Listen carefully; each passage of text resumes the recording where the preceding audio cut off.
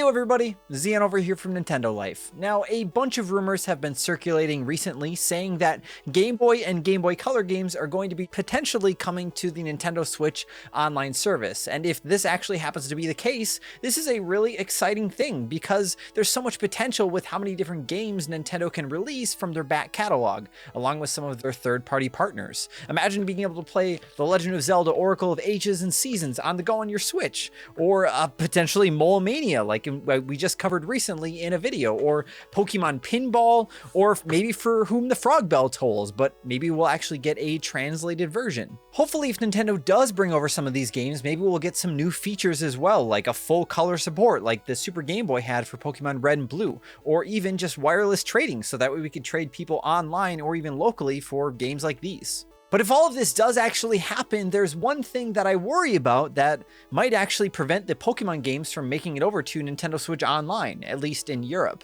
and that has to do with the gambling elements. In the Pokemon Game Boy games, there's a small casino located in Celadon City called the Game Corner. And if you get a coin case from a guy down the street, which now that I think about it actually sounds super sketchy, you're able to go into the Game Corner and actually play slot machine games, and you'll earn coins, and you can trade those coins in if you get enough to get some special prized Pokemon. Now PEGI, which is basically the ESRB of Europe, have gone on and updated their guidelines. And to get it exactly right, I'll read you the full quote. In 2020, the PEGI criteria were changed so that in future, any games featuring moving images that teach and/or glamorize the use of games of chance that are played/carried out as a traditional means of gambling will be rated PEGI 18. This refers to types of betting or gambling for money that is normally played or carried out in casinos, gambling halls, or racetracks.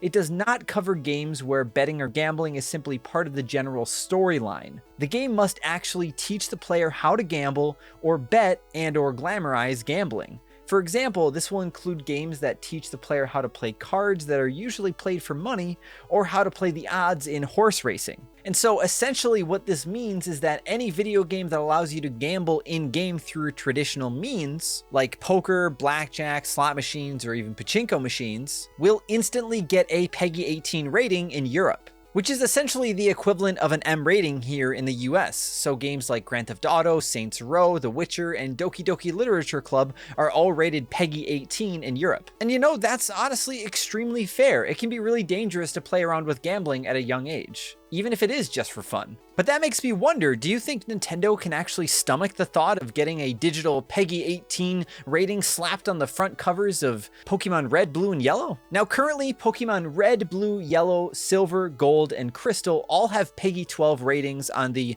3DS eShop in Europe. And the Game Corner on the 3DS eShop version went untouched, just like you remembered it on the Game Boy. So that had us worried. If Game Boy games eventually do come to Nintendo Switch Online and the Pokemon games happen to be a part of the package, are they going to get slapped with a PEGI 18 rating? But then PEGI actually happened to come out and clarify. If an older game that is PEGI 12 for simulated gambling would be re-released, it would retain its age rating provided that it is not an upgraded, modernized, reinterpreted, or reshuffled version of the older game.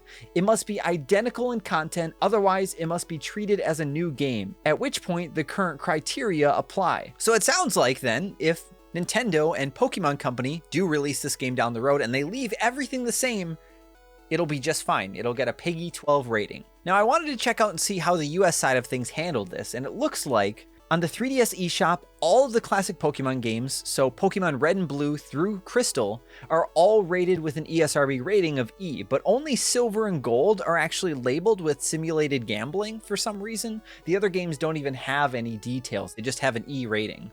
So it seems like the ESRB is a bit more relaxed with the simulated gambling element. Games like Tales of Vesperia and Dragon Quest XI-S on Switch both have simulated gambling on the back of their boxes, and they got T ratings. Alright, not the end of the world. And then we also have Clubhouse games, Ni no Kuni Wrath of the White Witch, and Stardew Valley. All three of these games also have simulated gambling, and these two got an E10, and Clubhouse games got an E. And now I tried to figure out why these games got a T rating over these ones, and it seems like there's just a lot more going on, a lot more things for parents to potentially worry about in these games versus these. And I'm assuming that, you know, the simulated gambling isn't just an instant T rating or something like that here in the US. And we have this Pokemon evidence here, and we have this to prove it. So there's really nothing to worry about at the end of the day then, right? No worries. Well, maybe not. So picture this, if the classic Pokemon games do happen to actually come to Nintendo Switch Online, wouldn't you love it if it featured online trading and battling and potentially some other new features? What if they brought over the Super Game Boy and Pokemon Stadium color options for Pokemon Red and Blue? Or the ability to transfer your Pokemon to the Pokemon Bank? All of those things would, I'm assuming, be considered new features to PEGI at least. And so I feel like if they don't do something with the Game Center, that classic Pokemon games are going to get slapped with a PEGI 18 rating. So in this case, I feel like there's a few different things that could happen. So one thing they could do is they potentially just re-release the games with no changes at all. They keep a PEGI 12 rating, which means we might lose out on the ability to trade with friends and battle. However, on the 3DS, Nintendo did incorporate a way to wirelessly trade locally with friends. You couldn't do it online, but wirelessly was fine. And so if they bring over that feature, I'm curious if PEGI would look at that as a new feature, even though it was already incorporated on the 3DS, or if it would be just fine. Option 2 is if they do actually happen to update the trading system of the game and allow it, add in some new capabilities and features, the game would probably get slapped with a PEGI 18 rating, all specifically because of the Game Corner. Now, if they do happen to update things, they add in some wireless online capabilities or just ways to back up your Pokemon, and they keep the Game Corner in, the game is going to get a PEGI 18 rating, it sounds like. I don't see how it couldn't. Now, option 3 it's quite a drastic one, but they could potentially remove access to the Game Corner. Now, that's not entirely possible because you actually have to go into the Game Corner in order to continue the plot of the game, but maybe they would remove access to play the actual slot machines in the Game Corner. Now, unfortunately, like the Pokemon Porygon is only available if you play the Game Corner and you get enough points and then or coins and then you trade those coins in, then you can get Porygon. There's no way to actually catch the Pokemon in-game otherwise. So they'd have to find some other way to add in Porygon. Plus, this would just require them to actually modify a classic Game Boy game. I don't know if this would happen, but it's an option.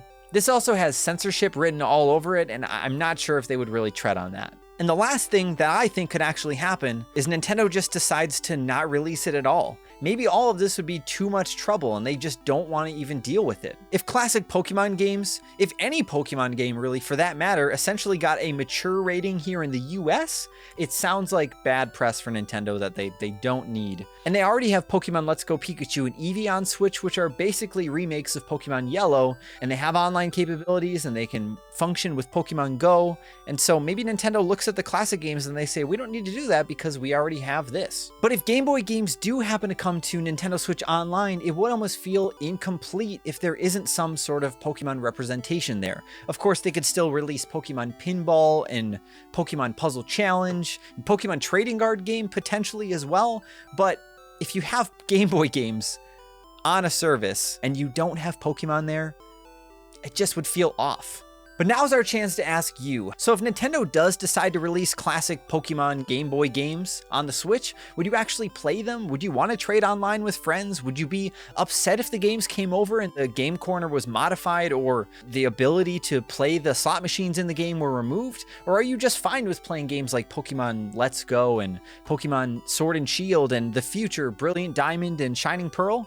Let us know all your thoughts in the comments down below. And as always, if you enjoyed this video and you want to see more content like this, then why don't you go ahead and re-release that subscribe button unmodified so that way it can stay with a PEGI 12 rating. And then ring that notification bell to be notified whenever we put up a new video. Thank you all so much for watching. I'm Zion from Nintendo Life. Stay safe out there and we will see you next time.